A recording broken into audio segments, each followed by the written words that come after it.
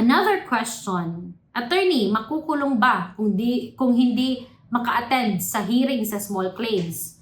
Yung barkada ko, meron daw pulis pumunta sa kanila at may dala daw na warrant of arrest, pero hindi daw siya naka-receive ng summon or ng demand letter. Ano daw?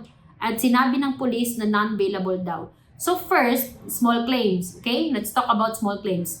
Ang small claims, hindi yon criminal case, okay? Let's talk about small claims, okay? So, first, ang small claims, it's not a criminal case. It's just, there's no warrant of arrest for small claims kasi yung pinag-uusapan doon is utang lang, okay?